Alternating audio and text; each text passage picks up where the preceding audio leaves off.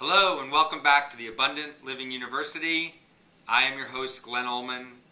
And for those of you who were avid watchers of our program, you know we have been on a bit of a holiday for the last 7 or 8 months. But we have not been idle. Lots of travels, which we'll be weaving into videos, as well as about 40 new books to share. But don't worry, I won't do that all at once.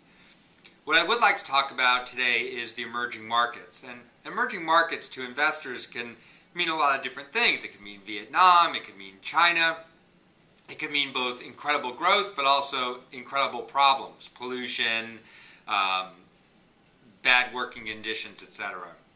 I had the opportunity in June, as many of you know, to spend 2 weeks, almost 2 weeks, in southern part of Africa, South Africa, Zimbabwe, and Botswana.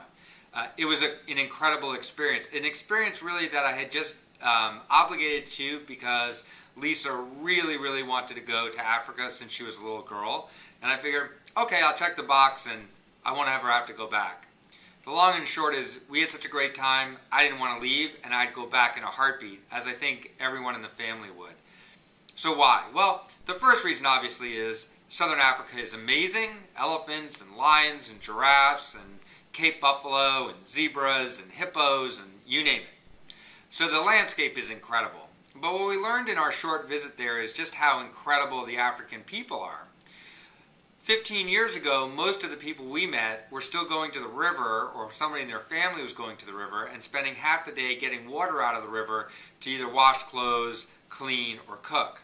Today in Botswana especially, most of that has been taken care of through a lot of infrastructure spending. So water is no longer the huge problem that it had been before. Sanitation is better. Electrification is happening. And when we talked about what the people in the local villages need, it wasn't food or clothing. You know what they want? They want computers. Well, I'll tell you, we visited a school very briefly, elementary school. These kids all speak English, as well as their native tongue. And when they figure out in Botswana how to get internet connectivity on both phones and on in the classroom, it's going to transform the continent. And those are the types of markets that American companies are so well suited to be able to sell products and services into.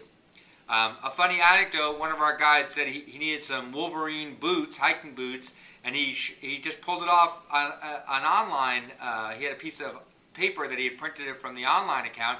He said, I'll pay for it, but there's no way to get it to Botswana because Wolverine won't ship to Botswana.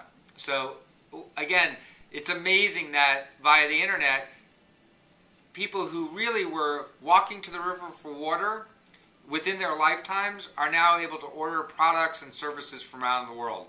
That's incredibly good news for not only our economy, but for the world economy as well. More to come, and it's good to be back.